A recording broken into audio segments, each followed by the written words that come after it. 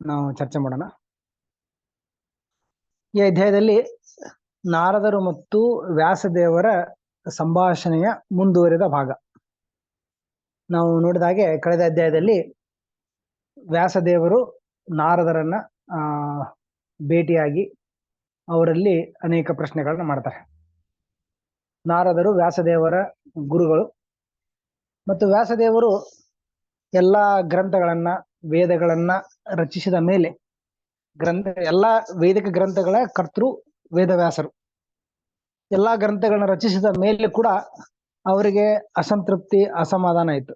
ಏನೋ ಒಂದು ಅಪರಿಪೂರ್ಣತೆಯ ಒಂದು ಭಾವನೆ, ಯಾವುದೋ ಕೆಲಸ ಇನ್ನ ಪರಿಪೂರ್ಣ ಆಗಿಲ್ಲ, ಅಪರಿಪೂರ್ಣ ಆಗಿದೆ, ಮತ್ತೆ ಸಂತೃಪ್ತಿ ಇಲ್ಲ. ಇಷ್ಟೆಲ್ಲ ಸಾಹಿತ್ಯಗಳನ್ನ ರಚಿಸಿದ ಮೇಲೂ ಕೂಡ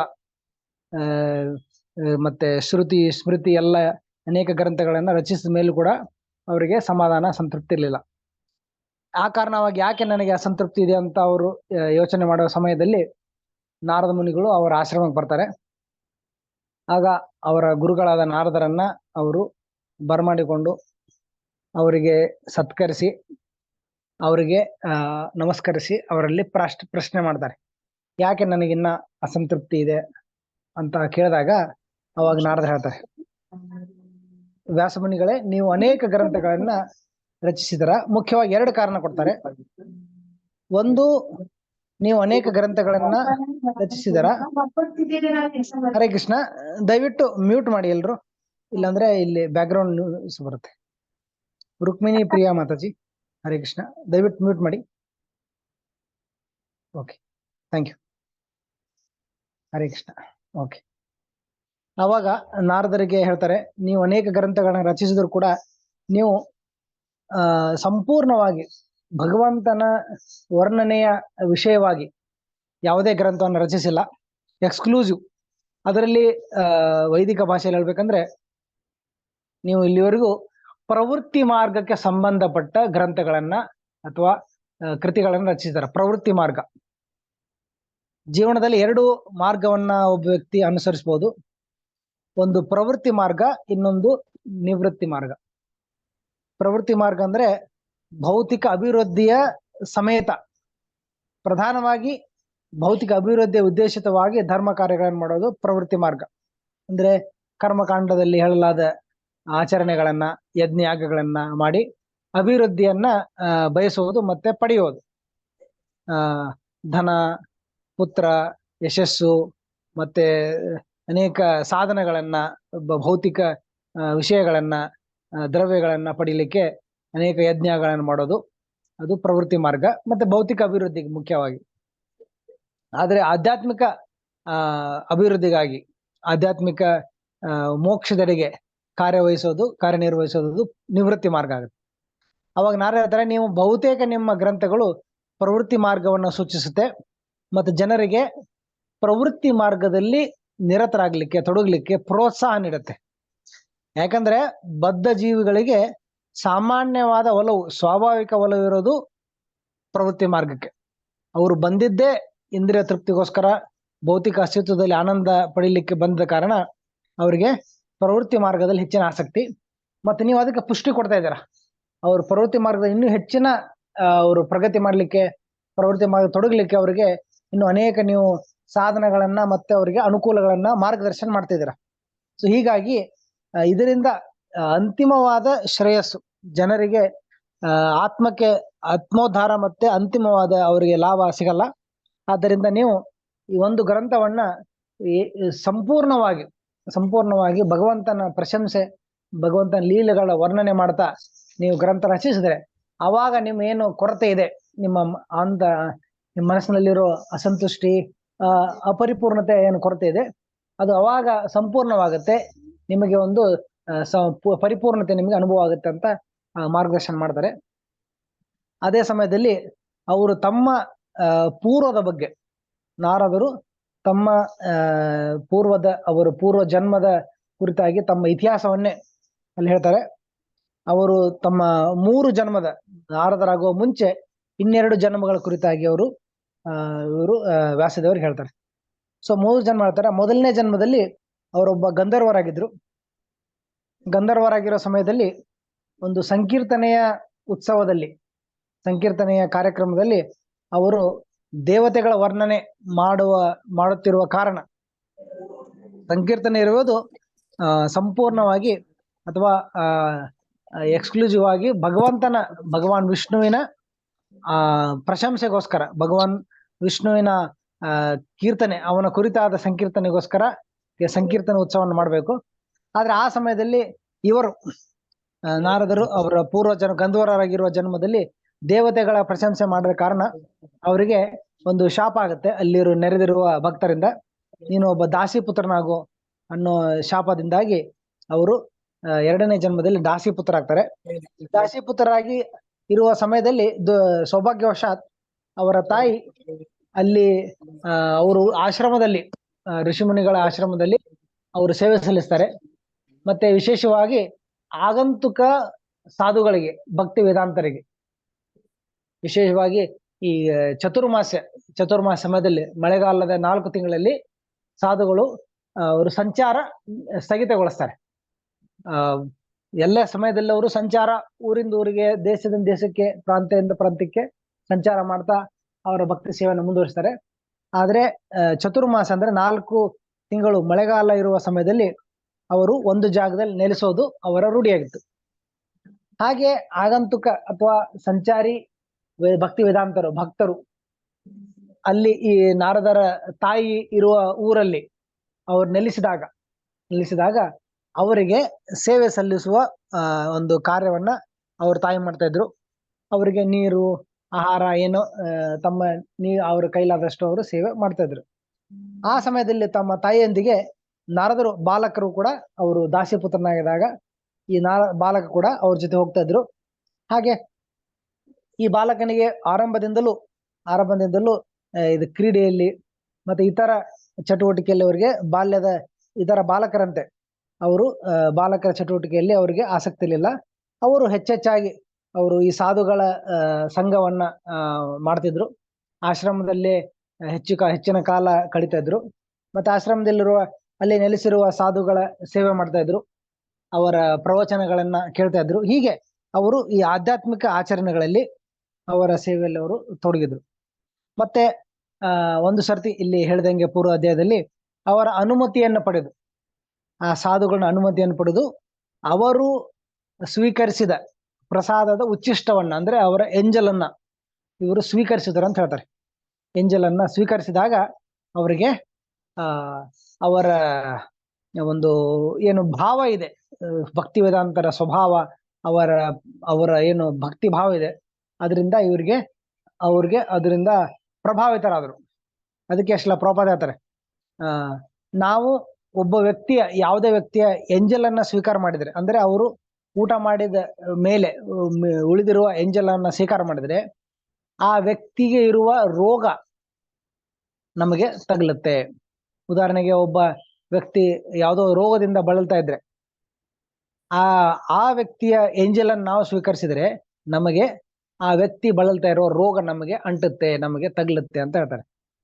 ಇಲ್ಲಿ ಏನಾಗ್ತಾ ಇದೆ, ನಾವು ಒಬ್ಬ ರೋಗಗ್ರಸ್ತ ವ್ಯಕ್ತಿ, ಯಾವುದೋ ರೋಗಗ್ರಸ್ತ ವ್ಯಕ್ತಿಯ ಎಂಜಲನ್ನ ಸ್ವೀಕಾರ ಮಾಡಿದ್ರೆ ಆ ವ್ಯಕ್ತಿ ರೋಗ ಬರುತ್ತೆ.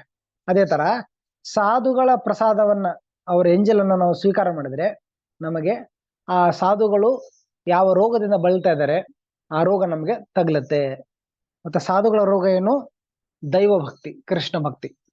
ಅವರ ಪ್ರಜ್ಞೆ ಸದಾ ಭಗವದ್ಭಕ್ತಿಯಲ್ಲಿ ತಲ್ಲೀನರಾಗಿರೋ ಕಾರಣ, ಅದರಲ್ಲೇ ಸಂಪೂರ್ಣವಾಗಿ ಮಗ್ನವಾಗಿರೋ ಕಾರಣ ಅವರ ಉಚ್ಚಿಷ್ಟವನ್ನ ಸ್ವೀಕರಿಸಿದವರು ಕೂಡ ಆ ಭಕ್ತಿ ಭಾವ, ಆ ಭಗವತ್ ಪ್ರಜ್ಞೆ ಅವರಿಗೆ ಅದರಿಂದ ಅವರು ಪ್ರಭಾವಿತರಾಗ್ತಾರೆ.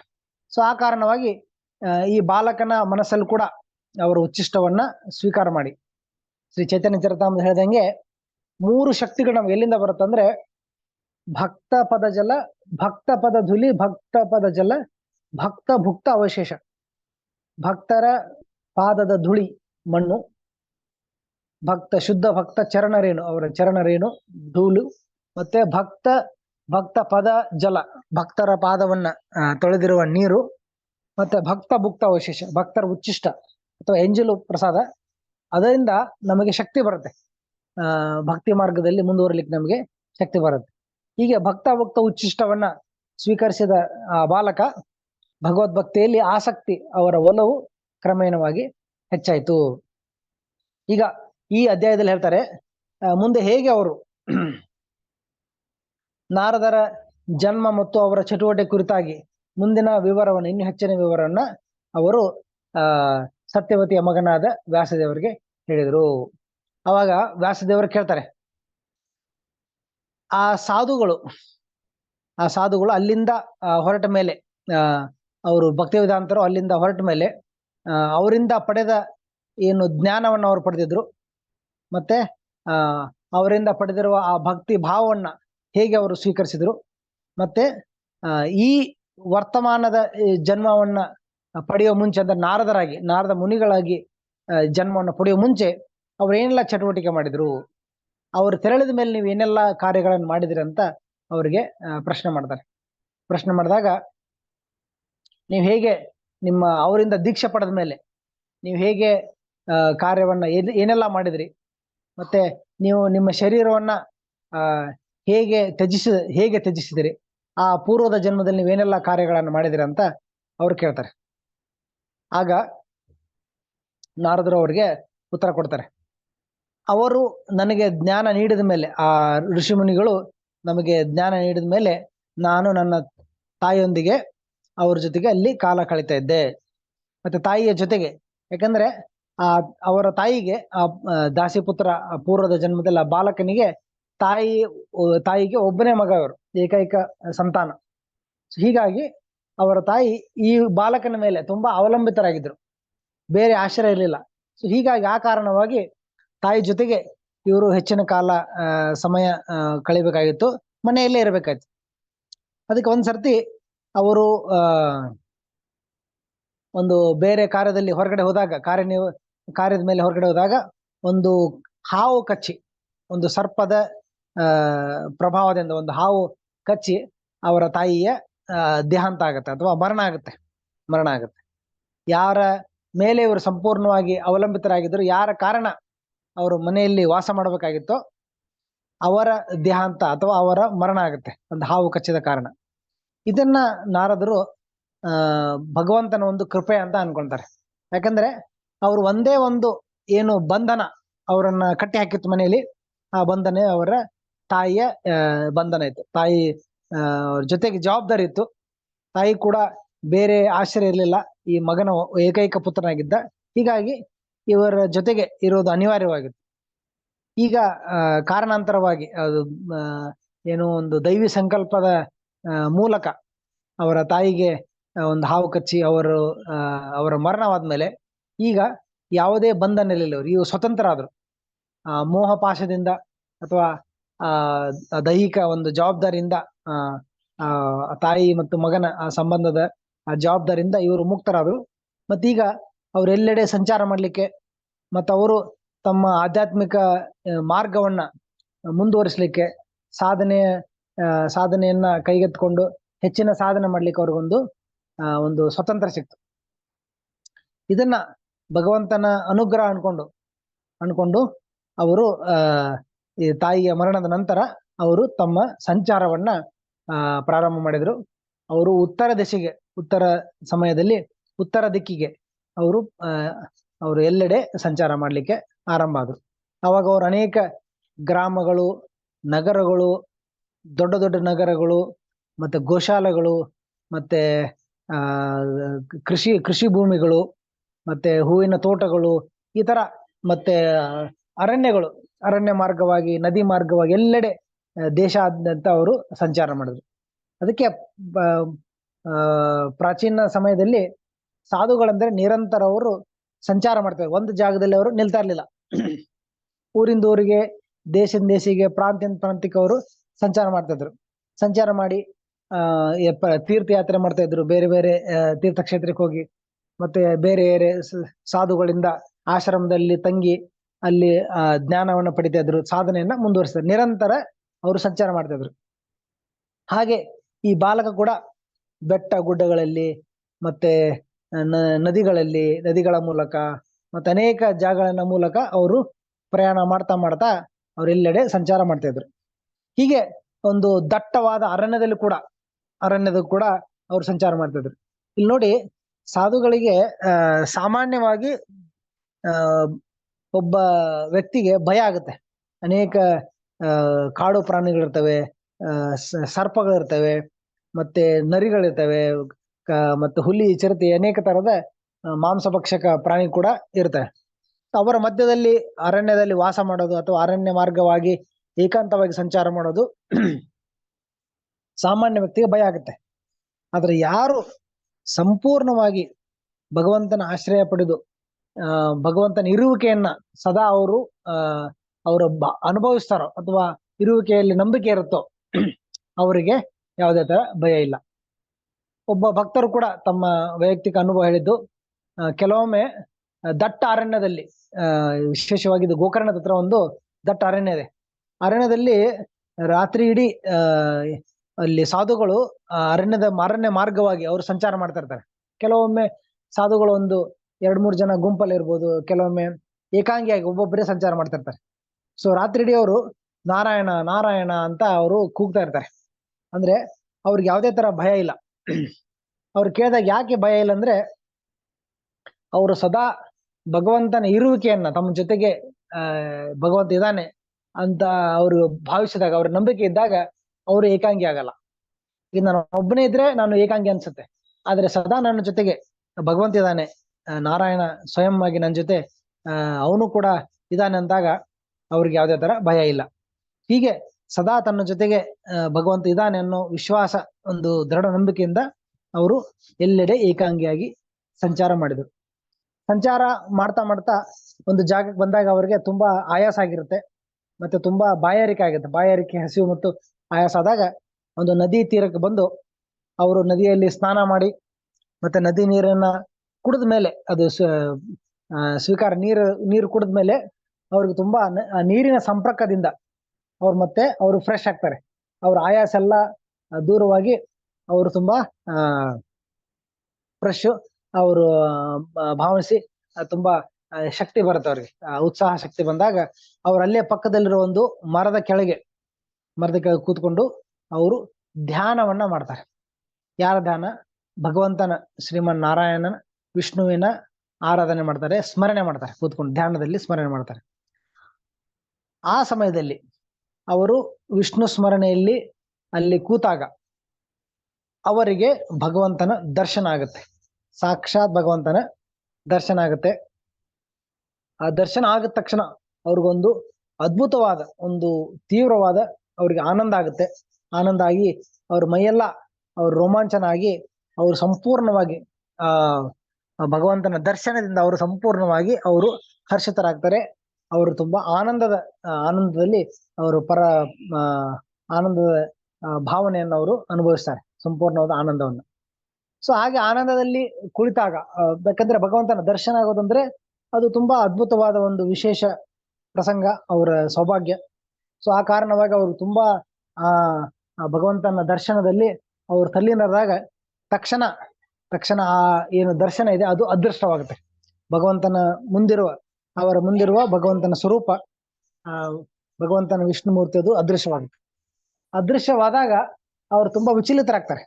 ಈಗ ನೋಡಿ, ನಾವು ಭಗವಂತನ ದರ್ಶನ ಮಾಡ್ತಿರ್ತೀವಿ, ತಕ್ಷಣ ಆ ದರ್ಶನ ಅದು ಅದೃಶ್ಯವಾದ್ರೆ, ಅದು ಕಾಣದೇ ಇದ್ರೆ ಹೇಗೆ ವ್ಯಕ್ತಿ ವಿಚಲಿತನಾಗ್ತಾನೆ, ಹಾಗೆ ನಾರದರು ಕೂಡ ಬಾಲಕ ತುಂಬಾ ವಿಚಲಿತನಾಗ್ತಾನೆ. ಆಗ ಮತ್ತೆ ಅದೇ ಆಸನದಲ್ಲಿ ಕೂತ್ಕೊಂಡು ಅದೇ ರೀತಿಯಾಗಿ ಮತ್ತೆ ಧ್ಯಾನ ಮಾಡ್ಲಿಕ್ಕೆ ಪ್ರಯತ್ನ ಮಾಡ್ತಾರೆ. ಮತ್ತೆ ಆ ವಿಷ್ಣು ಮೂರ್ತಿಯ ದರ್ಶನ ಪಡಲಿಕ್ಕೆ ಪ್ರಯತ್ನ ಮಾಡ್ತಾರೆ. ಆ ಆಸನದ ಮೂಲಕ ಅಥವಾ ಅದೇ ಆ ಟೆಕ್ನಿಕ್, ಧ್ಯಾನದ ಟೆಕ್ನಿಕ್ ಮೂಲಕ ಅವರು ಪುನಃ ಭಗವಂತನ ದರ್ಶನ ಮಾಡ್ಲಿಕ್ಕೆ ಪ್ರಯತ್ನ ಮಾಡ್ತಾರೆ. ಆದ್ರೆ ಸಾಧ್ಯ ಆಗುದಿಲ್ಲ. ಇಲ್ಲಿ ನೋಡ್ಬೋದು, ನಾವು ಕೇವಲ ಕುಳಿತುಕೊಳ್ಳುವ ಭಂಗಿಯಾಗ್ಲಿ, ನಾವು ಧ್ಯಾನ ಮಾಡುವ ಅಥವಾ ನಾವು ಜಪ ಮಾಡುವ ಯಾವುದು ಸ್ಪೀಡಲ್ಲಿ ಮಾಡ್ತೇವೆ, ಹೇಗೆ ಕೂತಿದ್ದೇವೆ, ಎಲ್ಲಿ ಕೂತಿದ್ದೇವೆ, ಅದು ಯಾವುದು ಲೆಕ್ಕಕ್ಕಿಲ್ಲ. ನಾವು ಯಾವ ಭಾವದಲ್ಲಿ ಜಪ ಮಾಡ್ತೇವೆ, ನಾವು ಜಪ ಮಾಡುವಾಗ ಅಥವಾ ಭಗವಂತನ ಸ್ಮರಣೆ ಮಾಡುವಾಗ ಆ ಪರಿಶುದ್ಧ ಭಾವ, ತೀವ್ರತೆ, ಆ ಭಕ್ತಿ ಭಾವವನ್ನ ಭಗವಂತ ನೋಡ್ತಾನೆ ಹೊರತು ನಾವು ಕುಳಿತುಕೊಂಡಿರೋ ಭಂಗಿ, ಕುಳಿತುಕೊಂಡಿರುವ ಜಾಗ ಅಥವಾ ಎಷ್ಟು ಏಕಾಗ್ರತೆಯಿಂದ ಪ್ರಯತ್ನ ಮಾಡಿದ್ರು ಕೂಡ ಅದರಿಂದ ನಮಗೆ ಭಕ್ತಿ ಭಾವ ಅಥವಾ ಭಗವದ್ ಭಕ್ತಿಯಲ್ಲಿ ನಮಗೆ ಪ್ರಗತಿ ಆಗುದಿಲ್ಲ. ನಾವು ಪ್ರಗತಿ ಆಗೋದು ನಮ್ಮ ಪ್ರಜ್ಞೆಯ ಕಾರಣದಿಂದಾಗಿ, ನಾವು ಎಷ್ಟು ಪ್ರಾಮಾಣಿಕವಾಗಿ ಭಗವಂತನ ಭಕ್ತಿ ಸೇವೆಯನ್ನ ಬಯಸಿ ಅದರಲ್ಲಿ ಧ್ಯಾನದಲ್ಲಿ ಏಕಾಗ್ರತೆಯಿಂದ ನಾವು ಜಪ ಮಾಡ್ತಾ ಅನ್ನೋದು ಮುಖ್ಯ. ಹಾಗೆ ಈ ಬಾಲಕ ಅದೇ ಟೆಕ್ನಿಕ್, ಅದೇ ತರ ಕೂತ್ಕೊಂಡ, ಅದೇ ತರ ಧ್ಯಾನ ಮಾಡಿದ, ಅದೇ ತರ ಮತ್ತೆ ಭಗವಂತನ ದರ್ಶನ ಮಾಡ್ಲಿಕ್ಕೆ ಪ್ರಯತ್ನ ಮಾಡಿದ, ಆಗ್ಲಿಲ್ಲ. ಅವಾಗ ಇವ್ರು ತುಂಬಾ ಗೊಂದಲ ಆಗತ್ತೆ, ತುಂಬಾ ತವಕ ಆಗುತ್ತೆ, ತೀವ್ರತೆಯಿಂದ ಅವರು ಡಿಸ್ಟರ್ಬ್ ಆಗಿ ಮತ್ತೆ ಬಯಸ್ತಾರೆ ಆ ದರ್ಶನ ಆಗ್ಲಿ ಅಂತ, ಆದ್ರೆ ಆಗುದಿಲ್ಲ. ಆಗ ಒಂದು ವಾಣಿ, ಅಶರೀರ ವಾಣಿ ಅವರಿಗೆ ಕೇಳಿಸುತ್ತೆ. ಭಗವಂತನೇ ಅವರಿಗೆ ಆ ವಾಣಿ ಮೂಲಕ ಹೇಳ್ತಾರೆ, ಓ ಬಾಲಕನೇ, ಈ ಜನ್ಮದಲ್ಲಿ ಮತ್ತೊಮ್ಮೆ ನಿನಗೆ ನನ್ನ ದರ್ಶನ ಆಗಲ್ಲ ಅನ್ನೋದಕ್ಕೆ ಅಂತ ಹೇಳ್ತಾ ನಾನು ವಿಷಾದಿಸ್ತೇನೆ. ಅಂದ್ರೆ ಪುನಃ ನಿನಗೆ ನನ್ನ ದರ್ಶನ ಆಗುದಿಲ್ಲ, ಈ ಜನ್ಮಕ್ಕೆ ಇಷ್ಟೇ ನಿನಗೆ ಸಿಗುವ ದರ್ಶನ.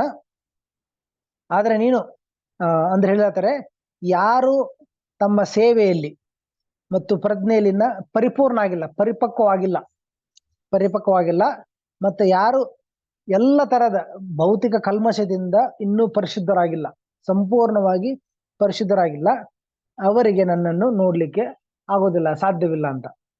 ಅಂದ್ರೆ ಯಾರು ಸಂಪೂರ್ಣವಾಗಿ ಎಲ್ಲ ತರದ ಭೌತಿಕ ಕಲ್ಮಶದಿಂದ ಪರಿಶುದ್ಧರಾಗಿ ಭಕ್ತಿ ಸೇವೆಯಲ್ಲಿ ಪರಿಪಕ್ವ ಆಗುವವರೆಗೂ ಭಗವಂತನ ದರ್ಶನ ಆಗುದಿಲ್ಲ. ಅಂದ್ರೆ ನಿನ್ನಲ್ಲಿ ಇನ್ನ ಕೆಲವೊಂದು ಕಲ್ಮಶ ಇದೆ, ಇನ್ನೂ ನೀನು ಶುದ್ಧೀಕರಣ ಆಗ್ಬೇಕು, ಭಕ್ತಿಯಲ್ಲಿ ಪರಿಪಕ್ವವಾಗಬೇಕು, ಆಮೇಲೆ ನೀನನ್ನ ನಿರಂತರ ನನ್ನ ದರ್ಶನ ಮಾಡ್ಬೋದಂತ ಅಲ್ಲಿ ಭಗವಂತನೇ ನೇರವಾಗಿ ಅವರಿಗೆ ನಾರದರು ಹೇಳ್ತಾರೆ. ಅವಾಗ ಹೇಳ್ತಾರೆ, ಹೇ ಸೌಭಾಗ್ಯವಂತನೇ, ನೀನು ಒಂದ್ ಸರ್ತಿ ಮಾತ್ರ ನನ್ನನ್ನು ನೋಡಿದೆ, ಈ ದೃಶ್ಯ ಅಥವಾ ಈ ದರ್ಶನ ನಿನ್ನಲ್ಲಿ ನನ್ನ ಪ್ರತಿಯಾದ ಈ ಹಾತೊರಿಕೆಯನ್ನ, ಈ ಆಸೆಯನ್ನ ಬಲವಾಗಿ ಜಾಸ್ತಿ ಮಾಡೋದು, ಹೆಚ್ಚಿಗೆ ಮಾಡೋದು, ನನ್ನಲ್ಲಿ ನನ್ನ ಕುರಿತಾದ ನಿನ್ನ ಆಸಕ್ತಿ ಮತ್ತೆ ನನ್ನನ್ನು ನೋಡಲು ನಿನ್ನ ಆಸೆ ಏನಿದೆ, ಈ ಬಯಕೆ ಇದೆ, ಅದನ್ನ ಹೆಚ್ಚು ಮಾಡ್ಲಿಕ್ಕೆ, ಅದನ್ನು ತೀವ್ರವಾಗಿ ಮಾಡ್ಲಿಕ್ಕೆ ಇದು ನನ್ನ ಇಚ್ಛೆ. ಮತ್ತೆ ಇನ್ನೊಂದು ಹೇಳ್ತಾರೆ, the more you hanker for me, ಅಂದ್ರೆ ನೀನ್ ಎಷ್ಟರ ಮಟ್ಟಿಗೆ ನನ್ನನ್ನ ಪಡಿಲಿಕ್ಕೆ, ನನ್ನ ದರ್ಶನ ಮಾಡ್ಲಿಕ್ಕೆ ತವಕ ಇದೆ, ಈ ಹ್ಯಾಂಕರಿಂಗ್ ಏನಿದೆ, ತವಕ ಇದೆ, ಈ ಕಾತುರತೆ ಇದೆ, ಅಷ್ಟರ ಮಟ್ಟಿಗೆ ನೀನು ಪರಿಶುದ್ಧಿ ಆಗ್ತೀಯ, ಈ ಭೌತಿಕ ಕಲ್ಮಶದಿಂದ, ಭೌತಿಕ ಆಸೆಗಳಿಂದ ನೀನು ಪರಿಶುದ್ಧನಾಗ್ತೀಯ ಅಂತ. ಇದು ನಮ್ಮೆಲ್ಲರಿಗೂ ಅನ್ವಯಿಸುತ್ತೆ. ನಮ್ಮೆಲ್ಲರಲ್ಲೂ ಹೃದಯದಲ್ಲೂ ಅನೇಕ ತರದ ಭೌತಿಕ ಆಸೆಗಳಿದೆ, ಭೌತಿಕ ಆಸೆ, ಕಾಮನೆಗಳು, ಭೌತಿಕ ಇಚ್ಛೆಗಳಿದೆ. ಇದರಿಂದ ನಾವು ಪರಿಶುದ್ಧರಾಗಬೇಕು. ಪರಿಶುದ್ಧರಾಗಿ ಹೇಗಾಗೋದು? ಎಷ್ಟರ ಮಟ್ಟಿಗೆ ನಾವು, ಇದು ಡೈರೆಕ್ಟ್ ಪ್ರಪೋರ್ಷನ್ ಅಂತೆ ಗಣಿತದಲ್ಲಿ, ನಾವು ಎಷ್ಟರ ಮಟ್ಟಿಗೆ ಎಷ್ಟೆಷ್ಟು ಹೆಚ್ಚೆಚ್ಚು ನಾವು ಭಗವಂತನ ಸೇವೆಯನ್ನ, ಭಗವಂತನ ದರ್ಶನ ಪಡ್ಲಿಕ್ಕೆ, ಭಗವಂತನಿಗಾಗಿ ನಾವು ಹಾತೊರಿತೇವೆ, ಹಂಬಲಿಸ್ತೇವೆ, ಹಂಬಲ ಅಂತ ಹೇಳ್ತೇವೆ. ಎಷ್ಟು ಹೆಚ್ಚು ನಾವು ಹಂಬಲಿಸ್ತೇವೆ ಭಗವಂತನ ಸೇವೆ ಮಾಡ್ಲಿಕ್ಕೆ, ಅಷ್ಟರ ಮಟ್ಟಿಗೆ ನಮ್ಮ ಹೃದಯ ಶುದ್ಧೀಕರಣ ಆಗುತ್ತೆ. ಈ ವರ್ತಮಾನದಲ್ಲಿ ನಾವು ಹಂಬಲಿಸ್ತದೆ ಯಾವುದಕ್ಕೋಸ್ಕರ? ಭೌತಿಕ ಇಚ್ಛೆಗಳಿಗೋಸ್ಕರ, ಭೌತಿಕ ಇಂದ್ರಿಯ ತೃಪ್ತಿಗೆ, ಭೌತಿಕ ಅಭಿವೃದ್ಧಿಗೆ ಬದ್ಧ ಜೀವಿ ಹಂಬಲಿಸೋ ಸ್ವಾಭಾವಿಕ. ಹೆಚ್ಚಿಗೆ ಹಣ ಬೇಕು, ಹೆಚ್ಚಿನ ಅನುಕೂಲ ಬೇಕು, ಹೆಚ್ಚಿನ ಹೆಸರು ಬೇಕು ಅನ್ನೋದು, ಈ ತರ ಭೌತಿಕ ಆಸೆಗಳನ್ನ ಈಡೇರಿಸಲಿಕ್ಕೆ ನಾವು ಹಂಬಲಿಸ್ತೇವೆ, ಭೌತಿಕ ಇಚ್ಛೆಗಳನ್ನ ಪೂರೈಸಲಿಕ್ಕೆ. ಆದ್ರೆ ಈ ಹಂಬಲಿಕೆ ಯಾವ್ದಕ್ಕೆ ಇರ್ಬೇಕಂದ್ರೆ ಭಗವಂತನ ಕೃಪೆಗೋಸ್ಕರ, ಭಗವಂತನ ಅನುಗ್ರಹಕ್ಕೆ, ಭಗವಂತನ ಸೇವೆಗೆ, ದರ್ಶನಕ್ಕೆ ಎಷ್ಟರ ಮಟ್ಟಿಗೆ ನಾವು ಹಂಬಲಿಸ್ತೇವೆ ಭಗವಂತನಿಗಾಗಿ, ಅಷ್ಟರ ಮಟ್ಟಿಗೆ ನಮ್ಮ ಹೃದಯ ಶುದ್ಧೀಕರಣ ಆಗುತ್ತೆ. ಸೊ ನಮ್ಮ ಮನಸ್ಸದ ಭಕ್ತಿಯಲ್ಲಿ, ಕೃಷ್ಣ ಭಕ್ತಿಯಲ್ಲಿ ಮುಂದುವರಿಲಿಕ್ಕೆ, ಪ್ರಗತಿ ಆಗಲಿಕ್ಕೆ ಹಂಬಲಿಸ್ತಾ ಇರ್ಬೇಕು. ಆ ತವಕ ನಮ್ಮಲ್ಲಿ ಇರಬೇಕು. ಅದು ಹೆಚ್ಚಿ ಆದಷ್ಟು ನಾವು ನಮ್ಮ ಹೃದಯ ಶುದ್ಧೀಕರಣ ಆಗುತ್ತೆ. ಮತ್ತೆ ಮುಂದೆ ಹೇಳ್ತಾರೆ, ಭಗವಂತನ ಸೇವೆಯಲ್ಲಿ ತೊಡಗಿದವರಿಗೆ ಕೇವಲ ಅಲ್ಪ ಕಾಲ ಕೂಡ ಅದು ಯಾವತ್ತೂ ವ್ಯರ್ಥವಾಗೋದಿಲ್ಲ.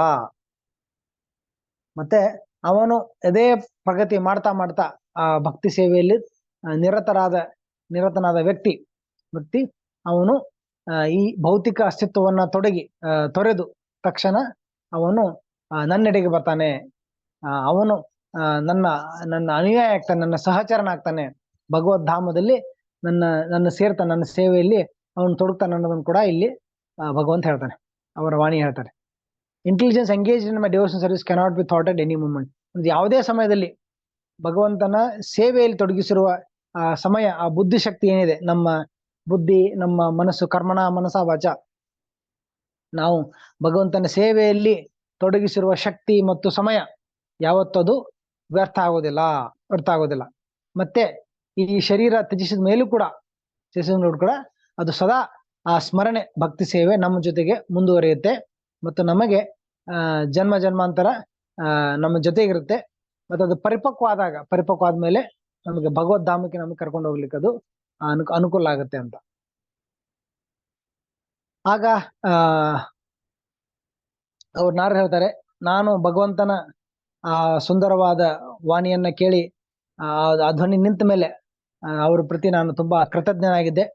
ಮತ್ತೆ ಆ ಭಗವಂತನಿಗೆ ನನಗೆ ಅನುಗ್ರಹ ನೀಡಿ, ನನಗೆ ದರ್ಶನ ನೀಡಿ, ಮತ್ತೆ ನನಗೆ ಮಾರ್ಗದರ್ಶನ ನೀಡಿದಕ್ಕೆ ಸೊ ಈ ಹಂಬಲಿಕೆ ಮುಂದುವರಿಬೇಕು. ನಿನ್ನ ಭಗವಂತ ಹೇಳಿದಂದ್ರೆ, ಈ ಜನ್ಮದಲ್ಲಿ ನನ್ನ ದರ್ಶನ ಇಷ್ಟೇ ಇರೋದು.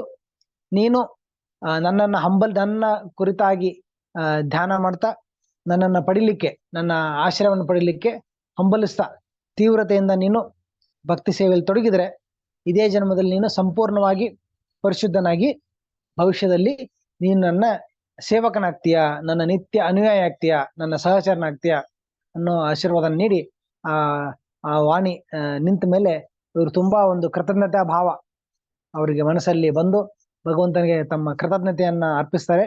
ಮತ್ತೆ ಆ ಭಗವಂತನಿಗೆ ನಮಸ್ಕರಿಸಿ, ಬೋಯಿಂಗ್ ಮೈ ಹೆಡ್, ಅವ್ರ ತಲೆ ಬಾಗಿ ಅವರಿಗೆ ನಮಸ್ಕರಿಸ್ತಾರೆ. ಆಮೇಲೆ ಅವರು ಭಗವಂತನ ಪವಿತ್ರ ನಾಮವನ್ನ, ದಿವ್ಯ ನಾಮವನ್ನ ಅವರು ಜಪ ಮಾಡ್ಲಿಕ್ಕೆ ಅವರು ಆರಂಭ ಮಾಡ್ತಾರೆ. ಮತ್ತೆ ಎಲ್ಲಾ ತರದ ಈ ಭೌತಿಕ ಜಗತ್ತಿನ ಆಚರಣೆಗಳನ್ನ, ಫಾರ್ಮಾಲಿಟೀಸ್ ಆಫ್ ದಿ ಮೆಟೀರಿಯಲ್, ಅಂದ್ರೆ ಇಲ್ಲಿರುವ ಸಂಸ್ಕಾರಗಳು, ಇಲ್ಲಿರೋ ಏನು ಸಾಮಾಜಿಕ ಮತ್ತೆ ಏನು ಆಚರಣೆಗಳಿದಾವೆ ಅದೆಲ್ಲವನ್ನ ತ್ಯಜಿಸ್ತಾರೆ. ಸಾಮಾಜಿಕ ಆಚರಣೆಗಳನ್ನ ಎಲ್ಲವನ್ನು ತ್ಯಜಿಸಿ ಅವರ ಏಕೈಕ ಕಾರ್ಯ ಅಂದ್ರೆ ಅವರು ಭಗವದ್ ಭಕ್ತಿಯಲ್ಲೇ ಸಂಪೂರ್ಣವಾಗಿ ಅವರು ನಿರತರಾಗಿ ಎಲ್ಲೆಡೆ ಸಂಚಾರ ಮಾಡಿ, ಪೃಥ್ವಿಯ ಎಲ್ಲೆಡೆ ಸಂಚಾರ ಮಾಡಿ ಅವರು ಸಂಪೂರ್ಣವಾಗಿ ವಿನಮ್ರ ಭಾವದಿಂದ ಮತ್ತು ಯಾರ ಪ್ರತಿ ಅಸೂಯೆ ಇಲ್ಲದೆ ಇರುವ ಭಾವದಿಂದ, ಇನ್ನೊಬ್ಬರ ಪ್ರತಿ ಮತ್ಸರ್ಯ ಇಲ್ಲದೇನೆ ನಿರ್ಮತ್ಸರ ಭಾವ ಮತ್ತು ಯಾವುದು ವಿನಮ್ರ ಭಾವ, ವಿನಮ್ರತೆ ಮತ್ತು ನಿರ್ಮತ್ಸರತೆ, ಈ ಎರಡು ಭಾವದಿಂದ ಎಲ್ಲೆಡೆ ಸಂಚಾರ ಮಾಡ್ತಾ, ಯಾರ ಜೊತೆಗೂ ಮತ್ಸರ ಇಟ್ಕೊಳ್ದೇನೆ ಮತ್ತೆ ಸದಾ ತಮ್ಮನ್ನ ತುಂಬಾ ವಿನಮ್ರ ಭಾವದಿಂದ ಇದ್ದು ಅವರು ಪ್ರಧಾನವಾಗಿ ನಾಮಸ್ಮರಣೆಯ ಮಾಡುತ್ತಾ ಎಲ್ಲೆಡೆ ಅವರು ಭಕ್ತಿ ಸೇವೆ ಮಾಡ್ತಾ ಸಂಚಾರ ಮಾಡ್ತಾರೆ. ಆಗ in due course of time ಅವರಿಗೆ ಮರಣ ಆಯ್ತು, ಅವರ ದೇಹಾಂತರ ಆಯ್ತು. ಈ ತರ ಅವರ ಭಗವಂತನ ದರ್ಶನ ಆದಾಗಿಂದ ಅವರು ಸಂಪೂರ್ಣವಾಗಿ ತಮ್ಮ ಜೀವನವನ್ನ ಈ ಭಕ್ತಿ ಸೇವೆಗೆ ಮುಡಿಪಾಗಿಟ್ಟು ಎಲ್ಲೆಡೆ ಸಂಚಾರ ಮಾಡ್ತಾ ಅವರು ಸದಾ ನಿರಂತರ ಭಕ್ತಿ ಸೇವೆಯಲ್ಲಿ ತೊಡಗುತ್ತಾ ಅವರು ಕಾಲ ಕಳೆದಂತೆ ಅವರಿಗೆ ಏನು ವಯಸ್ಸು ಆಯ್ತು. ಆಮೇಲೆ ಒಂದು ಸಮಯ ಅವರ ಪ್ರಾಯ ಮುಗಿದ್ಮೇಲೆ ಅಂತಿಮದಲ್ಲಿ ಅವರ ಮರಣ ಆಗುತ್ತೆ. ಮರಣ ಆದ್ಮೇಲೆ ಅವರು ಕೂಡ ಬ್ರಹ್ಮದೇವರ ಜೊತೆಗೆ ಬ್ರಹ್ಮದೇವರ ರಾತ್ರಿ ಸಮಯವನ್ನ ಅವರು ವಿಷ್ಣುವಿನ ಗರ್ಭದಲ್ಲಿ ಅವರು ಕಳೀತಾರೆ. ಅಂದ್ರೆ ನೋಡಿ, ಇಲ್ಲಿ 30ನೇ ಶ್ಲೋಕದಲ್ಲಿ ಇದು ಒಂದು ಕಲ್ಪದ ಸಮಯ ಕೊಟ್ಟಿದ್ದಾರೆ. ಒಂದು ಕಲ್ಪ ಅಂದ್ರೆ 430 ಕೋಟಿ ವರ್ಷಗಳು ನಮ್ಮ ನಮ್ಮ ಪೃಥ್ವಿ ಮೇಲಿರುವ ಸಮಯ ಅದು. ಇದು ಒಂದು ಕಲ್ಪ ಅಂದ್ರೆ 1000 ಮಹಾಯುಗ. ಭಗವದ್ಗೀತೆಯಲ್ಲಿ ಹೇಳ್ತಾರೆ ಸಹಸ್ರಯುಗ ಪರ್ಯಂತಂ ಅಂತ. ಅಂದ್ರೆ ಒಂದು ಸತ್ಯ, ತ್ರೇತ, ದ್ವಾಪರ, ಕಲಿ, ಇದು 4 ಸೇರಿ ಒಂದು ಚತುರ್ಯುಗ ಅಥವಾ ಮಹಾಯುಗ. ಇಂತಹ ಸತ್ಯ, ತ್ರೇತ, ದ್ವಾಪರ, ಕಲಿ 4 ಸೇರಿ ಒಂದು ಚತುರ್ಯುಗ. ಇಂತಹ 1000 ಚತುರ್ಯುಗ ಅಥವಾ 1000 ಮಹಾಯುಗ ಆದ್ರೆ ಒಂದು ಕಲ್ಪ ಆಗುತ್ತೆ. ಈ ಒಂದು ಕಲ್ಪ ಅಂದ್ರೆ 1000 ಮಹಾಯುಗ.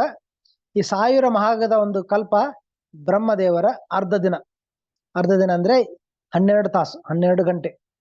ಮತ್ತೆ ಇನ್ನು ಅರ್ಧ ದಿನ ಇನ್ನೊಂದು ಕಲ್ಪ ಅವರು ವಿಶ್ರಾಮದ ಸಮಯ, ಬ್ರಹ್ಮದೇವರು ವಿಶ್ರಮಿಸುವ ಸಮಯ. ಒಂದು ಕಲ್ಪ ಅವರು ಜಾಗೃತರಾಗಿರ್ತಾರೆ, ಇನ್ನೊಂದು ಕಲ್ಪ ಅವರು ವಿಶ್ರಾಮ ಮಾಡ್ತಾ ಇರ್ತಾರೆ. ಹೀಗೆ 2 ಕಲ್ಪ ಸೇರಿ ಬ್ರಹ್ಮದೇವರು ಒಂದು ಇಡೀ ದಿನ ಆಗುತ್ತೆ. ಸೊ ಬ್ರಹ್ಮದೇವರ ಹಗಲಿನ ಸಮಯದಲ್ಲಿ ಮಾತ್ರ 12 ತಾಸು ಮಾತ್ರ ಈ ಬ್ರಹ್ಮಾಂಡ ಜಾಗೃತವಾಗಿರುತ್ತೆ. ಎಲ್ಲ ಕಡೆ ಚಟುವಟಿಕೆ ಆಗ್ತಾ ಇರುತ್ತೆ, ಜೀವಿಗಳಿರ್ತಾರೆ, ಎಲ್ಲ ಕಡೆ ಇರ್ತಾರೆ. ಮತ್ತೆ ಅವರು ವಿಶ್ರಮಿಸುವ ಸಮಯದಲ್ಲಿ ಇಡೀ ಬ್ರಹ್ಮಾಂಡ ಸ್ಥಗಿತವಾಗುತ್ತೆ. ಯಾವುದೇ ಚಟುವಟಿಕೆ, ಯಾವುದೇ ಕಾರ್ಯಗಳು, ಕರ್ಮಗಳು ಯಾವುದು ಆಗ್ತಾ ಇರಲ್ಲ, ಅದು ಸ್ಥಗಿತವಾಗಿರುತ್ತೆ. ಅದಕ್ಕೆ ಇದು ಅವ್ರು ರಾತ್ರಿ ಸಮಯ ಅಂತ ಕರೀತಾರೆ. ಈಗ ಇಡೀ ಬ್ರಹ್ಮನ ರಾತ್ರಿ ಸಮಯ, ಬ್ರಹ್ಮದೇವ ರಾತ್ರಿ ಸಮಯದಲ್ಲಿ ನಾರದರು ಕೂಡ ಅವರು ವಿಶ್ರಮಿಸಿದ್ದಾರೆ. ಅಂದ್ರೆ ಸ್ಥಗಿತ ಅಂದ್ರೆ ಎಲ್ಲ ಸಸ್ಪೆಂಡ್ ಆಗ್ಬಿಡುತ್ತೆ, ಯಾವುದೇ ಕಾರ್ಯಗಳು ಇರುವುದಿಲ್ಲ. ಮತ್ತೆ ಮಾರನೇ ದಿನ ತಕ್ಷಣ ಮತ್ತೆ ಸೃಷ್ಟಿ ಕಾರ್ಯ, ಮತ್ತೆ ಎಲ್ಲ ಜೀವಿಗಳಿಗೆ ಮತ್ತೆ ಪ್ರಾಣ ನೀಡುತ್ತೆ.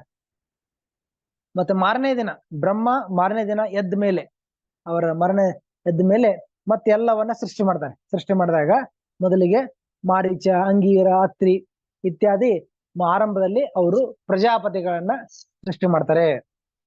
ಆ ಸಮಯದಲ್ಲಿ ನಾರದ ಬ್ರಹ್ಮದೇವರ ಪುತ್ರನಾಗಿ ನಾರದರು ಜನಿಸ್ತಾರೆ. ಅವರ ನಾರದ ಮುನಿಯಾಗಿ ಅವರ ಜನ್ಮ ಆಗ್ತಾರೆ. ಸೊ 3ನೇ ಜನ್ಮದಲ್ಲಿ ನಾರದ ಮುನಿ.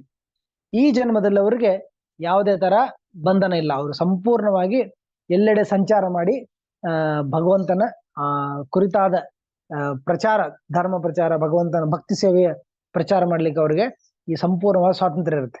ಈ ನಾರದ ಮುನಿಗಳಾಗಿ 3ನೇ ಜನ್ಮದಲ್ಲಿ ಹೇಳ್ತಾರೆ.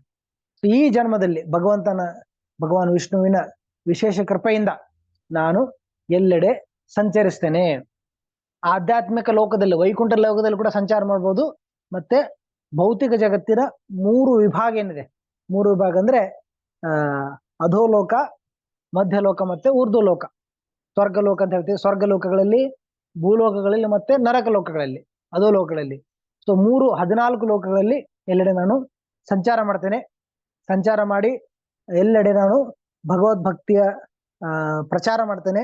ಮತ್ತು ಸದಾ ನನ್ನ ವೀಣಾ, ಭಗವಂತನೇ ಕೃಷ್ಣನೇ ಅವ್ರಿಗೆ ಕೊಟ್ಟಿರೋ ವೀಣೆ, ಅದು ಉಡುಗೊರೆಯಾಗಿ ಕೊಟ್ಟಿದ್ದು.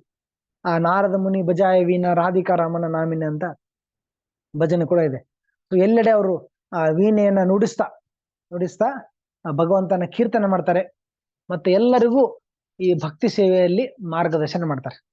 ನಾವು ನೋಡ್ಬೋದು, ಈ ಜಗತ್ತು ಕಂಡ ಮಹಾನ್ ಶ್ರೇಷ್ಠ ಭಕ್ತರು, ಭಗವದ್ಭಕ್ತರ ಗುರುಗಳು ನಾರದ ಮುನಿಗಳು.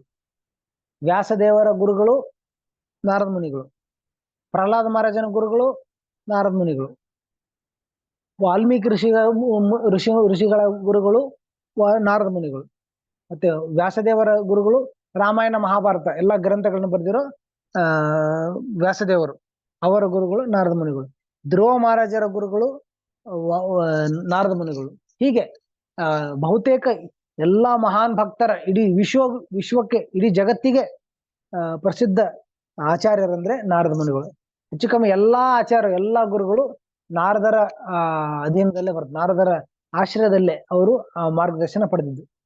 ಮತ್ತೆ ಭಗವಂತ ಕೃಷ್ಣ ಕೂಡ ನಾರದರು ದ್ವಾರಕೆಯಲ್ಲಿ ಅವರು ಬಂದಾಗ ಖುದ್ದಾಗಿ ಭಗವಂತ ಕೂಡ ಅವರ ಆರಾಧನೆ ಮಾಡಿದ್ದಿದೆ, ಅವರ ಪಾದ ಸೇವೆ ಮಾಡಿದ್ದಿದೆ. ಮತ್ತೆ ಅವ್ರನ್ನ ಹೋದಾಗಲೇ ಎಲ್ಲಿ ಹೋಗ್ತಾರೆ, ದೇವತೆಗಳ ಲೋಕದಲ್ಲಿ ಇಂದ್ರಾದಿ ದೇವತೆಗಳು ನಾರದರಿಗೆ ಸನ್ಮಾನ ಮಾಡ್ತಾರೆ. ಪೃಥ್ವಿ ಮೇಲೆ ಎಲ್ಲೇ ಬಂದ್ರು ಕೂಡ, ಯಾವ ರಾಜರ ಅರಮನೆಯಲ್ಲಿ ಬಂದ್ರು ಕೂಡ ಅವರಿಗೆ ಸನ್ಮಾನ ಮಾಡಿ ಅವರಿಂದ ಬೋಧನೆಯನ್ನ ಎಲ್ಲರೂ ಪಡಿತಾರೆ. ಮತ್ತೆ ಅದೋ ಲೋಕದಲ್ಲಿ ಕೂಡ ಅಸುರರು ಕೂಡ, ಅಂದ್ರೆ ಒಬ್ಬ ಸಾಧು ಎಲ್ಲರೂ ಅಸುರರು ಸುರರು ಎಲ್ಲರೂ ಗೌರವಿಸೋದು. ಹಿರಣ್ಯಕಶಿಪು ಕೂಡ ನಾರದರಿಗೆ ಗೌರವಿಸಿದ್ದು ನಾವು ಭಾಗವತದಲ್ಲಿ ನೋಡ್ಬೋದು. ಹಿರಣ್ಯಕಶಿಪು ಮತ್ತೆ ಉತ್ತಾನಪಾದ ಮಹಾರಾಜ್, ಧ್ರುವ ಮಹಾರಾಜರ ತಂದೆ, ಅವರು ಕೂಡ ನಾರದರ ಅವ್ರು ಗೌರವಿಸಿ ಅವ್ರಿಗೆ ಸನ್ಮಾನ. ಎಲ್ಲ ರಾಜ ಋಷಿಗಳು ಮತ್ತೆ ಸಾಧು ಸಂತರು ಎಲ್ಲರೂ ನಾರದರಿಗೆ ಅವರು ಗೌರವಿಸ್ತಾರೆ. ಯಾಕಂದ್ರೆ ವಿಶ್ವಗುರು, ಎಲ್ಲ ಗುರುಗಳ ಗುರು, ಮೂಲ ಗುರು, ಅಥವಾ ಹೆಚ್ಚು ಕಮ್ಮಿ ಎಲ್ಲಾ ಭಕ್ತರ ಆಚಾರ್ಯರು ಗುರುಗಳು ನಾರದ ಮುನಿಗಳು. ಸ್ವಯಂ ಬ್ರಹ್ಮನಿಂದನೇ ನಮ್ಮ ಪರಂಪರೆಯಲ್ಲಿ ಕೂಡ ಬಂದವರು.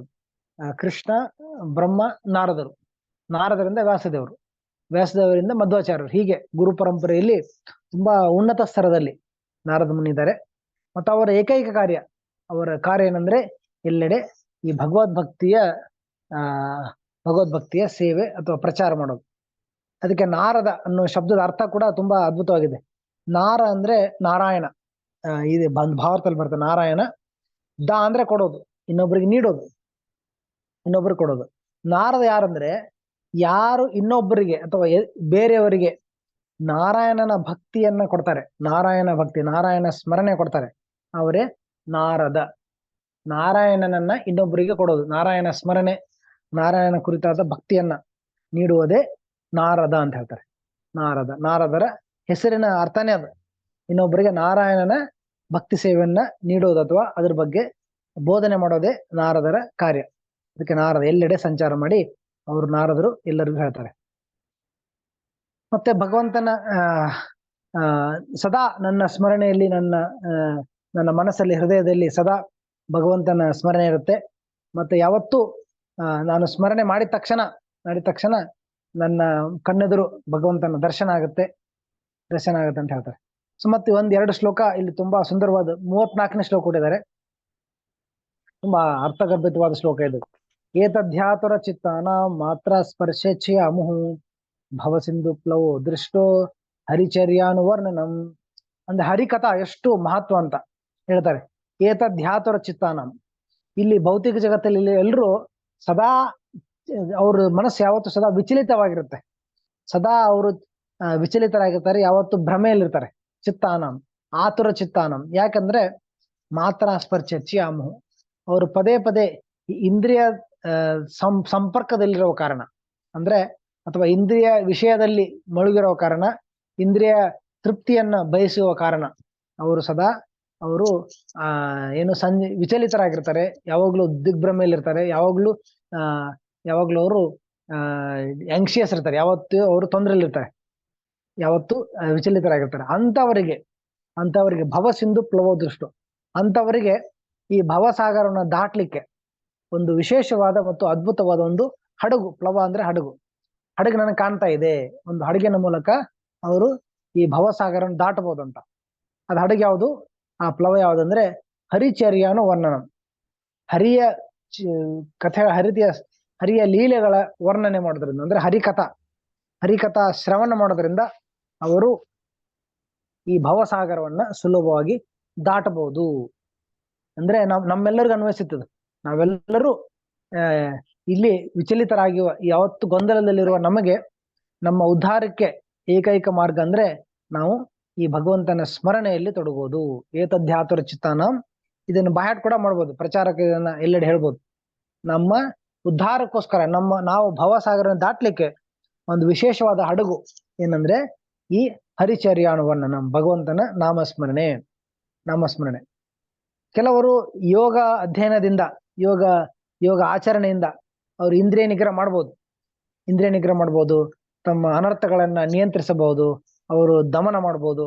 ಆದ್ರೆ ಅವರಿಗೆ ಆತ್ಮದ ಸ್ತರದಲ್ಲಿ ಸಂತೃಪ್ತಿ ಸಿಗೋದಿಲ್ಲ, ಆ ಸಮಾಧಾನ ಸಂತೃಪ್ತಿ ಸಿಗ್ಲಿಕ್ಕೆ ಸಾಧ್ಯ ಇಲ್ಲ.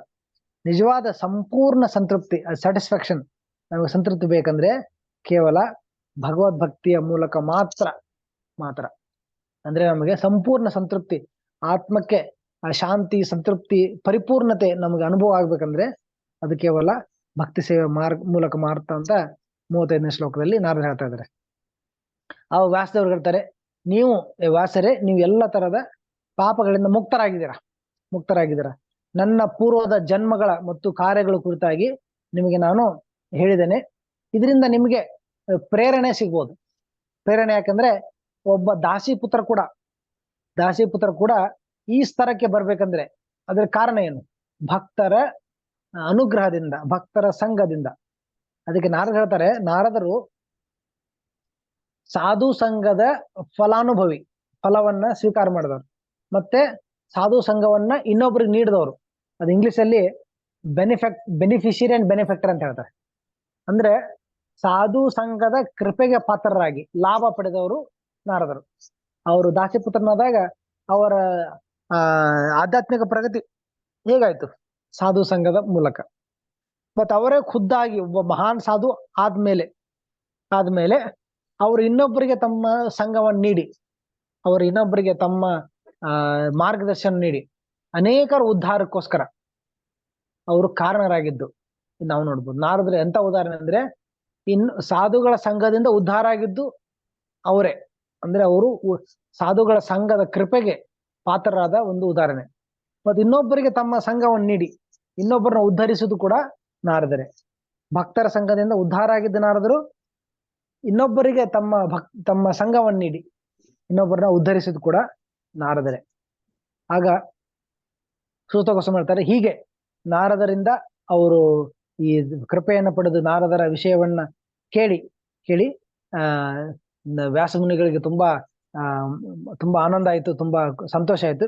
ಆಗ ನಾರದರು ತಮ್ಮ ಎಂದಿನಂತೆ ಅವರು ತಮ್ಮ ವೀಣೆಯನ್ನ ನುಡಿಸ್ತಾ ಎಂದಿನಂತೆ ಅವರು ತಮ್ಮ ಪ್ರಯಾಣವನ್ನ ಮುಂದುವರಿಸಿದರು. ಕೊನೆಗೆ all glory and success to Shri Narada Muni, because he glorifies the activities of the personality of Godhead, and is so doing himself takes pleasure and also enlivens all the distressed souls. Narada ಮುನಿಗೆ ಜಯವಾಗಲಿ. ಶ್ಲೋಕ ನೋಡೋಣ. ಅಹೋ ದೇವರ್ಷಿರ್ ಧನ್ಯೋಯಂ ಅಂದ್ರೆ ಆ ದೇವರ್ಷಿಯಾದ ಯಾರು ನಾರದರು ಧನ್ಯರು ಅಂತ. ಅಹೋ ದೇವರ್ಷಿರ್ ಧನ್ಯೋಯಂ ಯತ್ ಕೀರ್ತಿಂ ಸಾರಂಗ ಧನ್ವನಃ. ಅವರು ತಮ್ಮ ಭಗವಂತನ ಕುರಿತಾದ ಕೀರ್ತನೆ ಮಾಡಿದ್ರಂತ. ಯತ್ ಕೀರ್ತಿಂ ಭಗವಂತನ ಕೀರ್ತನೆ ಮಾಡುವ ಅವರು ಧನ್ಯರು ಅಂತ. ಗಾಯನ್ ಮದ್ಯನ್ ಇದಂ ತಂತ್ರ್ಯ ರಮಯಂತಿ ಆತುರಂ ಜಗತ್. ಅಂದ್ರೆ ಆತುರತೆಯಿಂದ ತುಂಬಾ ವಿಚಲಿತವಾದ ಸದಾ ಸಂಕಷ್ಟದಲ್ಲಿರುವ ಜಗತ್ತನ್ನ ಅವರು ತ್ರಾಯತೆ ಅಂದ್ರೆ ಉದ್ಧರಿಸೋದು, ಅವರನ್ನ ರಕ್ಷಣೆ ಮಾಡೋದು. ಯಾವ ಮೂಲಕ? ಈ ಭಗವಂತನ ಕೀರ್ತನೆಯ ಪ್ರಚಾರದ ಮೂಲಕ ಎಲ್ಲರನ್ನ ಉದ್ಧರಿಸುವ ನಾರದರು ಅವರೇ ಧನ್ಯರು ಅಂತ ಹೇಳ್ತಾರೆ. ಅಂದ್ರೆ ನಾವು ನಾರದರಿಂದ ಕಲಿಯುವ ವಿಷಯ ಏನಂದ್ರೆ, ನಾವು ಸದಾ ಭಗವತ್ ಸ್ಮರಣೆಯಲ್ಲಿ ನಾವು ತೊಡಗಿರಬೇಕು. ಮತ್ತೆ ನಮ್ಮ ಜೀವನವನ್ನ ಭಗವಂತನ ಸೇವೆಗಾಗಿ ನಾವು ಮುಡಿಪಾಗಿಡಬೇಕು. ಮತ್ತೆ ಭಗವಂತನ ಕುರಿತಾದ ನಾವು ಎಷ್ಟು ಹಂಬಲಿಸ್ತೇವೆ ಭಕ್ತಿ ಸೇವೆಯನ್ನ ಮಾಡ್ಲಿಕ್ಕೆ, ಹೆಚ್ಚೆಚ್ಚಾಗಿ ಭಗವತ್ ಶ್ರವಣ ಮಾಡ್ಲಿಕ್ಕೆ, ಭಗವಂತನ ಭಕ್ತರ ಸಂಘವನ್ನು ಪಡ್ಲಿಕ್ಕೆ ಎಷ್ಟು ನಾವು ಬಯಸ್ತೇವೆ, ಹಂಬಲಿಸ್ತೇವೆ, ಅಷ್ಟರ ಮಟ್ಟಿಗೆ ನಮ್ಮ ಹೃದಯ ಶುದ್ಧೀಕರಣ ಆಗುತ್ತೆ. ಹಂಬಲಿಸೋದು ಇದಿರೋದೆ. ಕೆಲವರು ವಿಷಯಕ್ಕೋಸ್ಕರ, ಇಂದ್ರಿಯ ತೃಪ್ತಿಗೋಸ್ಕರ, ಭೌತಿಕ ಅಭಿವೃದ್ಧಿಗೋಸ್ಕರ ಹಂಬಲಿಸ್ತಾರೆ. ಮತ್ತು ಕೆಲವರು ಇನ್ನಿತರ ಕಾರಣಕ್ಕೆ ಹಂಬಲಿಸ್ತಾರೆ. ಆದ್ರೆ ನಿಜವಾಗಿ ನಾವು ಯಾವ್ದಕ್ಕೆ ಹಂಬಲಿಸ್ಬೇಕಂದ್ರೆ, ನಾವು ಆಧ್ಯಾತ್ಮಿಕ ಪ್ರಗತಿಗೋಸ್ಕರ, ಭಗವಂತನ ಸಂಘಕ್ಕೋಸ್ಕರ, ಭಗವದ್ ಭಕ್ತರ ಸಂಘಕ್ಕೋಸ್ಕರ, ಈ ವಿಷಯವಾಗಿ ಆಧ್ಯಾತ್ಮಿಕ ಸ್ತರದಲ್ಲಿ ನಾವು ಹಂಬಲಿಸಿ ನಮ್ಮ ತೀವ್ರವಾದ ಬಯಕೆಯನ್ನ, ಪವಿತ್ರವಾದ ಆ ಬಯಕೆಯನ್ನ ನಾವು ಮನಸ್ಸಲ್ಲಿ ಇಟ್ಕೊಂಡು ಸದಾ ನಾವು ಭಗವತ್ ಸೇವೆಯಲ್ಲಿ ತೊಡಗಿದ್ರೆ ನಮಗ್ ಕೂಡ ನಾರದರ ಮುನಿಗಳ ತರ ಭಗವಂತನ ವಿಶೇಷ ಕೃಪೆ ನಮಗೆ ಸಿಗುತ್ತೆ. ಮತ್ತೆ ನಾರದರನ್ನ ಹೇಗೆ ನಾವು ಗೌರವಿಸ್ಬೇಕಂದ್ರೆ, ಅವರ ಬೋಧನೆಗಳನ್ನ ನಾವು ಪಾಲಿಸುವ ಮೂಲಕ. ಭಾಗವತದಲ್ಲಿ ಅನೇಕ ಜಾಗದಲ್ಲಿ ಧ್ರುವ ಮಹಾರಾಜರಿಗೆ ನಾರದರು ನೀಡಿದ ಉಪದೇಶ ಇದೆ. ಅಂಬರೀಷ್ ಮಹಾರಾಜರಿಗೆ ಪ್ರಹ್ಲಾದ್ ಮಹಾರಾಜರಿಗೆ ನಾರದರು ನೀಡಿದ ಉಪದೇಶ ಇದೆ. ಪ್ರಾಚೀನ ಪರಿಷತ್ ಮಹಾರಾಜರಿಗೆ ಅವರು ನಾರದರು ನೀಡಿದ ಉಪದೇಶ ಇದೆ. ಪ್ರಚೇತರಿಗೆ, ದಕ್ಷನ ಮಕ್ಕಳಿಗೆ ಪ್ರಚೇತರಿಗೆ ನಾರದರು ನೀಡಿದ ಉಪದೇಶ ಇದೆ. ಮತ್ತೆ ವಸುದೇವ ಮಹಾರಾಜ್ ಜೊತೆಗೆ ನಾರದರ ಸಂವಾದ ಇದೆ. ಕೃಷ್ಣನ ಜೊತೆಗೆ ನಾರದರ ಸಂವಾದ ಇದೆ. ಹೀಗೆ ಭಾಗವತ ಉದ್ದಕ್ಕೂ ನಾವು ವ್ಯಾಸದೇವರಿಗೆ ನೀಡಿದ ಬೋಧನೆಗಳಿದೆ ನಾರದರು. ಹೀಗೆ ಭಾಗವತ ಉದ್ದಕ್ಕೂ ಪ್ರತಿ ಸ್ಕಂದದಲ್ಲೂ ನಾರದರ ಒಂದಿಲ್ಲ ಒಂದು ನಾವು ನಿದರ್ಶನ, ಅವರ ಬೋಧನೆ ನಾವು ನೋಡ್ಬೋದು. ಅದನ್ನ ಚೆನ್ನಾಗಿ ಅಧ್ಯಯನ ಮಾಡಬೇಕು. ನಾರದ ಭಕ್ತಿ ಸೂತ್ರ ಕೂಡ ಇದೆ, ಪ್ರಭುಪಾದರು ಅನುವಾದ ಮಾಡಿದ್ದಾರೆ. ನಾರದ ಭಕ್ತಿ ಸೂತ್ರದಲ್ಲಿ ವಿಶೇಷವಾಗಿ ಅವರ ಬೋಧನೆಗಳು, ಭಕ್ತಿ ಸೇವೆಯ ವಿಷಯವಾಗಿ ನಾರದರು ನೀಡಿರೋ ಉಪದೇಶಗಳಿದೆ. ಸೊ ನಾರದರನ್ನ ನಾವು ಹೇಗೆ ಅವ್ರನ್ನ ಹೇಗೆ ನಾವು ಗೌರವಿಸ್ಬೇಕಂದ್ರೆ, ಅವರ ಬೋಧನೆಗಳನ್ನು ಅಧ್ಯಯನ ಮಾಡಿ ಆ ಬೋಧನೆಗಳಲ್ಲಿ ನೀಡಿರುವ ಆಚರಣೆಗಳನ್ನ ನಾವು ಜೀವನದಲ್ಲಿ ಅಳವಡಿಸ್ಕೊಂಡು ಭಕ್ತಿ ಸೇವೆ ಮಾಡಿದ್ರೆ ನಮಗ್ ಕೂಡ ನಾರದರಂತೆ ಭಗವಂತನ ವಿಶೇಷ ಕೃಪೆ ಸಿಗುತ್ತೆ.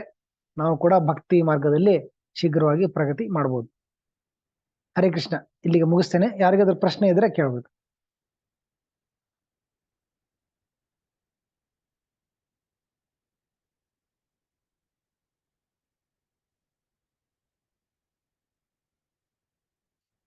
ತುಂಬಾ ಜಾಗದಲ್ಲಿ ನಾರದರ ಬೋಧನೆಗಳನ್ನು ನಾವು ಕೇಳಲಿಕ್ಕೆ ಸಿಗ್ತವೆ.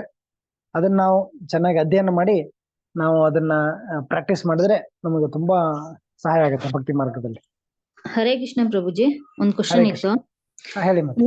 30ನೇ ಶ್ಲೋಕದಲ್ಲಿ ಅದ್ರ ಅನುವಾದ, ಇಲ್ಲಿ ಭಗವಂತನ ದಿವ್ಯ ದೇಹದಿಂದ ಮರೀಚಿ, ಅಂಗೀರ, ಅತ್ರಿ ಮತ್ತು ಇತರ ಎಲ್ಲಾ ಋಷಿಗಳು ಸೃಷ್ಟಿಗೊಂಡರು. ಆಗ ಅವರೊಂದಿಗೆ ನಾನು ಆವಿರ್ಭವಿಸಿದೆ ಅಂತ ಇದೆ. ಬಟ್ ಇಲ್ಲಿ ಭಗವಂತನ ದೇಹದಿಂದ ಅವ್ರು ಬಂದಿದ್ದ ಇಲ್ಲ ಬ್ರಹ್ಮದೇವರಿಂದ ಬಂದಿದ್ದ ಅಂತ? ಸೃಷ್ಟಿ ಮಾಡಿದ್ದು ಬ್ರಹ್ಮದೇವರು. ಹಾ, ಭೌತಿಕ ಇದು ವಿಸರ್ಗ ಅಂತ ಮಾತಾಡಿದಕ್ಕೆ. ಸರ್ಗ ವಿಸರ್ಗ. ಸರ್ಗ ಅಂದ್ರೆ ಮಹಾವಿಷ್ಣು ಸೃಷ್ಟಿ ಮಾಡೋದು ಸರ್ಗ. ಬ್ರಹ್ಮಾಂಡಗಳು ಸೃಷ್ಟಿ ಮಾಡ್ತಾರೆ. ಮತ್ತೆ ವಿಸರ್ಗ ಅಂದ್ರೆ ಬ್ರಹ್ಮದೇವರು ಮಾಡಿರೋ ಸೃಷ್ಟಿ. ಬ್ರಹ್ಮದೇವರು ಮಾಡ್ತಾರೆ, ಮೊದಲು ಪ್ರಜಾಪತಿಗಳನ್ನ ಸೃಷ್ಟಿ ಮಾಡ್ತಾರೆ. ಪ್ರಜಾಪತಿಗಳು ಈಗ ಸ್ವಯಂಭುವ ಮನು ಆಯ್ತು, ಆಮೇಲೆ ಮಾರೀಚ, ಮತ್ತೆ ಚತುರ್ಕುಮಾರರು, ಅವರು ಕೂಡ ಬ್ರಹ್ಮದೇವರು ಬಂದಿದ್ದು. ಮುಂದಿನ ಎಲ್ಲೇ ಇಡೀ ಬ್ರಹ್ಮಾಂಡವನ್ನ ಜೀವಗಳಿಂದ ತುಂಬೋದೇ ಬ್ರಹ್ಮದೇವರ ಕೆಲಸ. ಅವರು ಆರಂಭಿಸೋದು ಋಷಿಗಳಿಂದ ಮತ್ತೆ ಪ್ರಚೇತರಲ್ಲ, ಇವರು ಏನು ಪ್ರಜಾಪತಿಗಳಿಂದ. ಹೌದು, ಪ್ರಜಾಪತಿಗಳ ಮೂಲಕ ಇತರ ಜೀವಿಗಳನ್ನ ಅವರು ಸೃಷ್ಟಿ ಮಾಡ್ತಾರೆ. ಇವರು ಬ್ರಹ್ಮದೇವರ ಸೃಷ್ಟಿ. ಇವರೆಲ್ಲರೂ ನಾರದರು ಸಹ ಬ್ರಹ್ಮದೇವರ ಸೃಷ್ಟಿನ? ಹೌದೌದು, ಮಾನಸ ಪುತ್ರ ಭಗವಂತನ ದಿವ್ಯ ದೇಹದಿಂದ ಅಂತ ಬಂದಿದೆ. ಭಗವಂತನ ದಿವ್ಯ ದೇಹದಿಂದ ವಿಶ್ರಾಮದ ಸಮಯದಲ್ಲಿ ಎರಡು ಕಲ್ಪ, ಒಂದು ಕಲ್ಪ ಹಗಲೊತ್ತೆ, ಇನ್ನೊಂದು ಕಲ್ಪ ರಾತ್ರಿ ಸಮಯ. ರಾತ್ರಿ ಸಮಯದಲ್ಲಿ ಎಲ್ಲವೂ ಸ್ತಬ್ಧವಾಗುತ್ತೆ, ಎಲ್ಲ ವಿಶ್ರಾಂತಿ ಆಗುತ್ತೆ, ಸಸ್ಪೆಂಡ್ ಆಗಿರುತ್ತೆ. ಆ ಸಮಯದಲ್ಲಿ ಎಲ್ಲರೂ ಗರ್ಭೋದಕ್ಷ ವಿಷ್ಣುವಿನ ಗರ್ಭದಲ್ಲಿ ವಿಶ್ರಾಮ ಮಾಡ್ತಾರೆ. ಮತ್ತೆ ಮಾರನೇ ದಿನ ಬೆಳಿಗ್ಗೆ ಮತ್ತೆ ಬ್ರಹ್ಮದೇವರು ಮತ್ತೆ ತಮ್ಮ ಸೃಷ್ಟಿ ಕಾರ್ಯವನ್ನ ಆರಂಭ ಮಾಡ್ತಾರೆ. ಅವಾಗ ಮತ್ತೆ ಸೃಷ್ಟಿ ಆಗುತ್ತೆ. ಅದಕ್ಕೆ ಲಯ ಸೃಷ್ಟಿ 9 ಹಂತದಲ್ಲಾಗುತ್ತೆ, 9 ಸ್ಟೇಜಸ್ ಆಫ್ ಕ್ರಿಯೇಷನ್. ಮತ್ತೆ ಲಯ 4 ಹಂತದಲ್ಲಿ ಲಯ ಆಗುತ್ತೆ, ಅಂದ್ರೆ ವಿನಾಶ ಆಗುತ್ತೆ. ಅದ್ರಲ್ಲಿ ಒಂದು ಸಂಪೂರ್ಣ ವಿನಾಶ, ಬ್ರಹ್ಮದೇವರ 100 ವರ್ಷ ಆದ್ಮೇಲೆ ಟೋಟಲ್ ಡಿಸ್ಟ್ರಕ್ಷನ್ ಆಗುತ್ತಲ್ಲ, ಅದು ಸಂಪೂರ್ಣ ವಿನಾಶ. ಎರಡರಲ್ಲಿ ತಾತ್ಕಾಲಿಕ ವಿನಾಶ ಆಗುತ್ತೆ, ತಾತ್ಕಾಲಿಕ ಟೆಂಪರರಿ ಅನಿಹಿಲೇಷನ್. ಯಾವಾಗಂದ್ರೆ ಬ್ರಹ್ಮದೇವರ ರಾತ್ರಿ ಸಮಯದಲ್ಲಿ ತಾತ್ಕಾಲಿಕ ವಿನಾಶ ಆಗಿರುತ್ತೆ, ತಾತ್ಕಾಲಿಕ. ಆಮೇಲೆ ಟೆಂಪರರಿ, ಆಮೇಲೆ ಕಂಟಿನ್ಯೂಸ್ ಅನಿಹಿಲೇಷನ್, ನಿರಂತರ ವಿನಾಶ ಆಗ್ತಾ ಇರುತ್ತೆ. ನೋಡಿ, ನಮ್ ದೇಹ ನಿರಂತರವಾಗಿ ನಾಶ ಆಗ್ತಾ ಇರುತ್ತೆ, ಡೌನ್ ಆಗ್ತಾ ಇರುತ್ತೆ ಬಾಡಿ. ಹೌದಾ? ನಿರಂತರ. ಆಮೇಲೆ ಎಲಿಮೆಂಟಲ್ ಅಂದ್ರೆ ಇದು ಏನು ಧಾತುಗಳಿದೆ, 24 ಧಾತುಗಳಿದೆ, ಅವುಗಳ ವಿನಾಶ ಆಗುತ್ತೆ. ಈಗ 4 ತರದ, ಇದು 12ನೇ ಸ್ಕಂದಲ್ಲಿ ಬರುತ್ತೆ, 12th ಕ್ಯಾಂಟೋ ಬರುತ್ತೆ. 4 ತರದ ಲಯ ಮತ್ತೆ 9 ಹಂತದ ಸೃಷ್ಟಿ, 9 ಸ್ಟೇಜಸ್ ಆಫ್ ಕ್ರಿಯೇಷನ್. 3ನೇ ಸ್ಕಂದಲ್ಲಿ ವಿಸರ್ಗದ ವರ್ಣನೆ ಬರುತ್ತೆ. ಇದು ನಾರದರು ಮತ್ತೆ ಕುಮಾರರು ಮತ್ತೆ ಪ್ರಜಾಪತಿಗಳು ಎಲ್ಲ ಸೃಷ್ಟಿ ಆಗೋದು ವಿಸರ್ಗದಲ್ಲಿ, ಬ್ರಹ್ಮದೇವರ ಕಾರ್ಯ. Okay, thank you Prabhuji. Hare Krishna. ಸರಿ, ಮತ್ತೆ ಹರೇ ಕೃಷ್ಣ.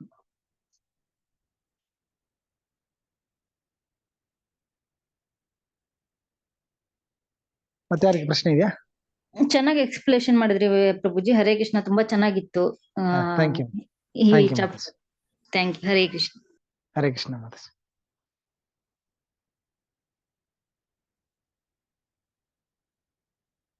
ತುಂಬಾ ತಾಳ್ಮೆಯಿಂದ ಎಲ್ಲ ಕೇಳಿದ್ರಿ. ಯಾರಿಗಾದ್ರೂ ಪ್ರಶ್ನೆ ಇದ್ರೆ ಚರ್ಚೆ ಮಾಡ್ಬೋದು.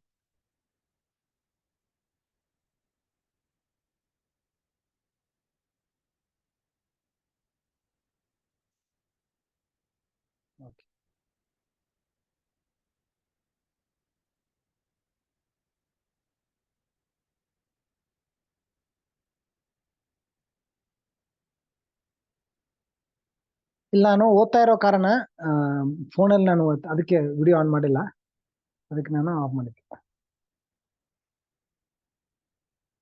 ಹರೇ ಕೃಷ್ಣ. ಓಕೆ, ಪ್ರಶ್ನೆ ಇಲ್ಲದೆ ಇದ್ರೆ ಕೊನೆ ಮಾಡೋಣ ಸೆಷನ್.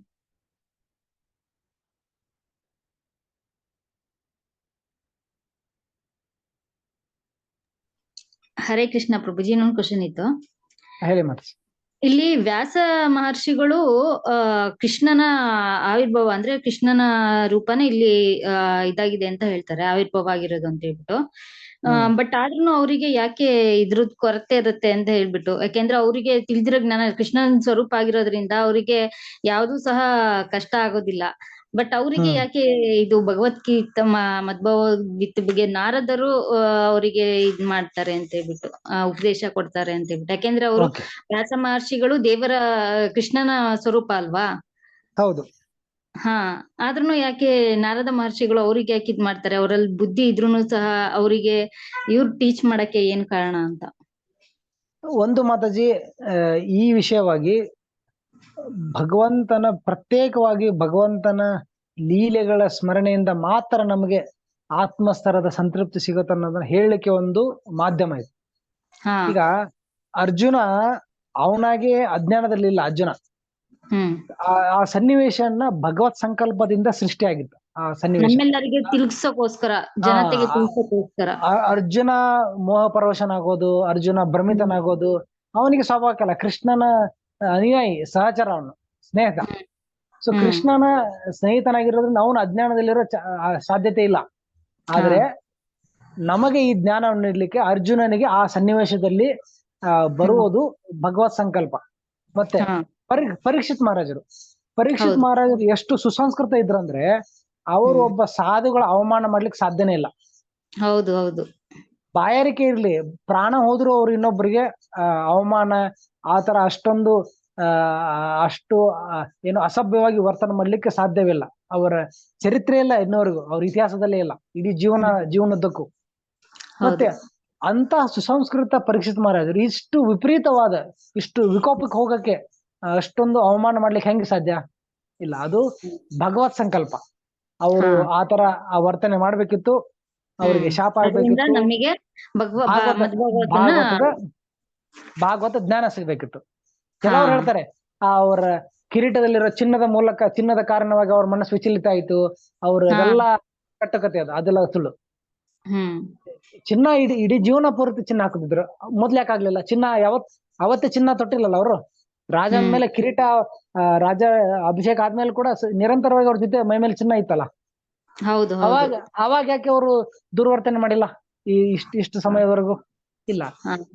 ಆ ಸಮಯದಲ್ಲಿ ಯಾಕೆ ಆಗ್ಬೇಕಂದ್ರೆ ಅದು ಭಗವತ್ ಸಂಕಲ್ಪ. ಹಾಗೆ ಕೆಲವೊಮ್ಮೆ ಭಕ್ತರು ತಮ್ಮ ಭಕ್ತರನ್ನ ಭಗವಂತ ವಿಶೇಷ ಕಾರಣಕ್ಕೆ ಅವರನ್ನ ಸೇವೆಯಲ್ಲಿ ತೊಡಗಿಸ್ತಾರೆ ಈ ರೀತಿಯಾಗಿ. ಇದು ಕೂಡ ವ್ಯಾಸದೇವರು ಕೂಡ ಅವರ ಮೂಲಕ, ಈ ಸೋಕಾಲ್ಡ್ ಭ್ರಮೆ ಮೂಲಕ, ಈ ಒಂದು ಅಪಾರ್ಥದ ಮೂಲಕ ನಮಗೆ ಎಕ್ಸ್ಕ್ಲೂಸಿವ್ ಕೃಷ್ಣ ಕಥಾ, ಅಂದ್ರೆ ಮಿಕ್ಸ್ ಇರಬಾರ್ದು. ಪ್ರವೃತ್ತಿ ನಿವೃತ್ತಿ ಮಿಕ್ಸ್ ಮಾಡಿ ಅಭಿವೃದ್ಧಿ, ಭೌತಿಕ ಅಭಿವೃದ್ಧಿಗೋಸ್ಕರ ಎಷ್ಟೇ ನಾವು ಆಚರಣೆ ಮಾಡಿದ್ರು ಕೂಡ ಅದರಿಂದ ನಮಗೆ ಆತ್ಮೋದ್ಧಾರ ಆಗುದಿಲ್ಲ, ಶ್ರೇಯ ಪ್ರಾಪ್ತಿ ಆಗುದಿಲ್ಲ. ಬರೀ ಕೃಷ್ಣ ಕಥೆಯನ್ನೇ ನಾವು ಸಂಪೂರ್ಣವಾಗಿ ಅದನ್ನ ಅಳವಡಿಸ್ಕೋಬೇಕನ್ನೋ ವಿಷಯವನ್ನು ನಮ್ಗೆ ಹೇಳಲಿಕ್ಕೆ ಈ ಸಂದರ್ಭವನ್ನ ಸೃಷ್ಟಿ ಮಾಡಿದ್ದಾರೆ. ಥ್ಯಾಂಕ್ ಯು ಪ್ರಭು. ಹರೇ ಕೃಷ್ಣ. ಜೈ ಜಗನ್ನಾಥ್ ಪ್ರಭುಜಿ. ಎಲ್ಲರಿಗೂ ಜಗನ್ನಾಥ ಯಾತ್ರಾ ದಿನದ ಶುಭಾಶಯಗಳು. ಅದೊಂದು ವಿಶೇಷ. ಓಕೆ, ಎಲ್ಲರಿಗೂ ಜಗನ್ನಾಥ ರಥ ಯಾತ್ರೆ ಶುಭಾಶಯಗಳು. ಜೈ ಜಗನ್ನಾಥ್ ಪ್ರಭುಜಿ. Hare Krishna. Thank you so much. Okay, ಕೊನೆಗೊಳಿಸೋಣ ಕ್ಲಾಸ್ ಮಾತಾಜಿ? ಹಾ ಪ್ರಭುಜಿ, ಎಲ್ಲರಿಗೂ ಓಕೆ, ಥ್ಯಾಂಕ್ ಯು.